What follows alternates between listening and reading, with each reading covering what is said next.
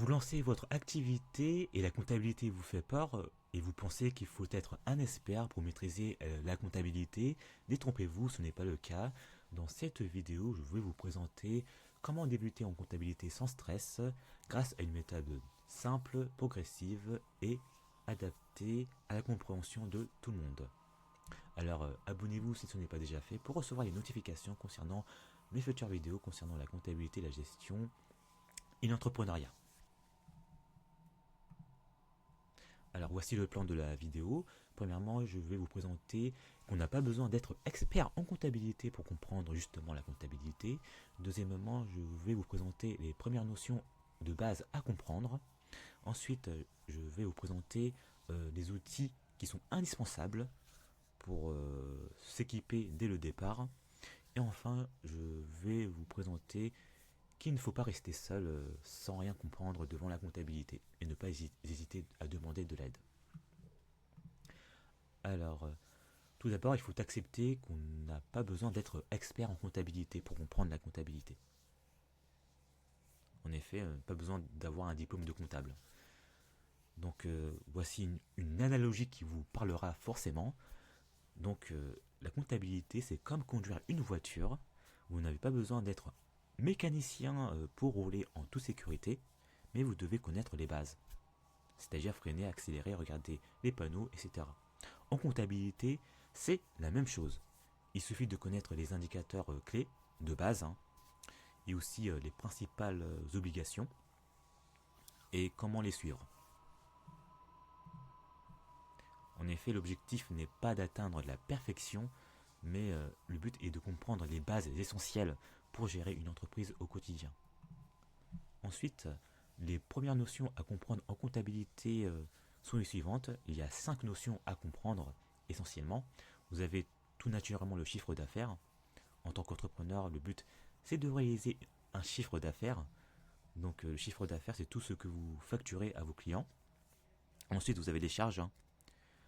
Les charges, ce sont toutes vos dépenses professionnelles, c'est-à-dire les logiciels, les locaux, les fournisseurs, et les frais généraux aussi, tout ce qui est électricité et téléphone aussi.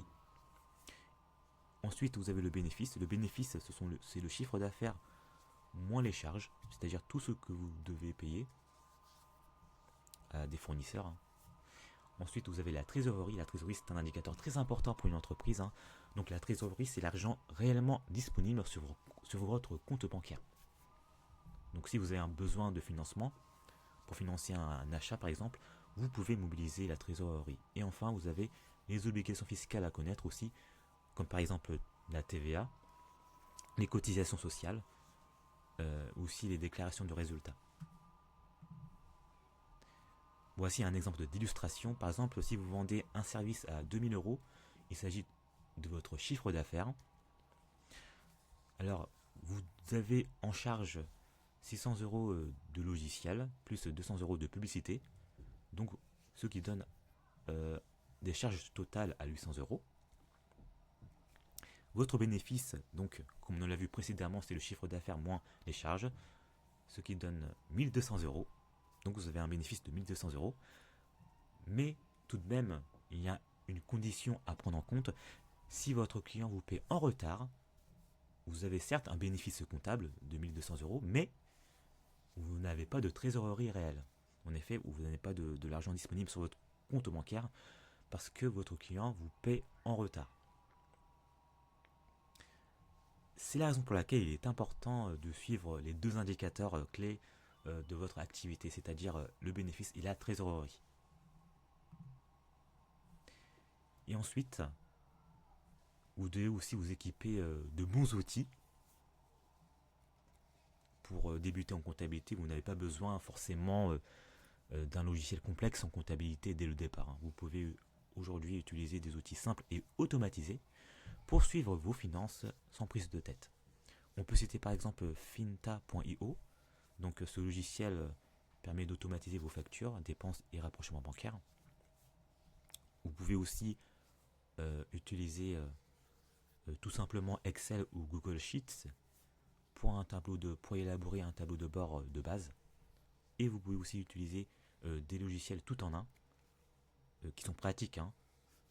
On peut citer par exemple QuickBooks, Indy ou Pennylan.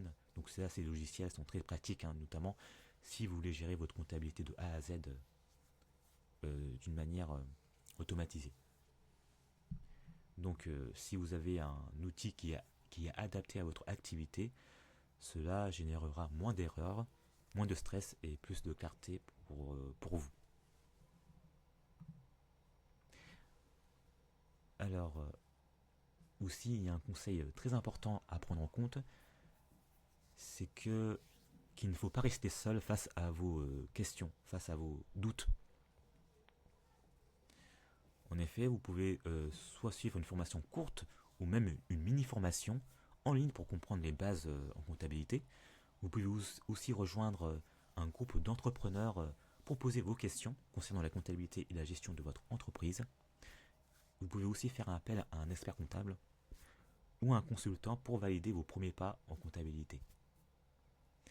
En fait, en tant qu'entrepreneur, vous ne devez pas tout faire seul, hein. C'est très important parce que vous, en tant qu'entrepreneur, c'est de vous consacrer à votre cœur de métier, mais vous devez savoir aussi à qui demander et quoi vérifier concernant la comptabilité. Alors, en résumé, pour démarrer en comptabilité sans stress, vous devez accepter que vous n'avez pas besoin d'être un expert en comptabilité, et vous devez aussi comprendre 5 notions essentielles en comptabilité, c'est-à-dire le chiffre d'affaires, les charges, le bénéfice, la trésorerie et les obligations fiscales. Et vous devez aussi utiliser un logiciel simple pour votre activité.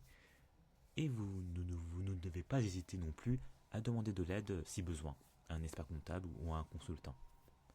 En effet, vous ne devez pas attendre que tout soit compliqué avant de demander de l'aide. Cela vous permettra d'être plus serein et plus aligné avec votre activité d'entrepreneur. Vous devez voir la comptabilité comme un outil de pilotage et non une contrainte pour votre entreprise. Alors, c'est la fin de cette vidéo. Alors, si vous avez des questions, n'hésitez pas à me les poser dans les commentaires.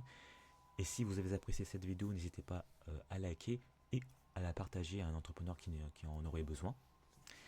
Et n'hésitez pas aussi à vous abonner si ce n'est pas déjà fait pour recevoir les notifications concernant mes nouvelles vidéos, concernant la comptabilité, la gestion et l'entrepreneuriat. Je vous dis à très bientôt.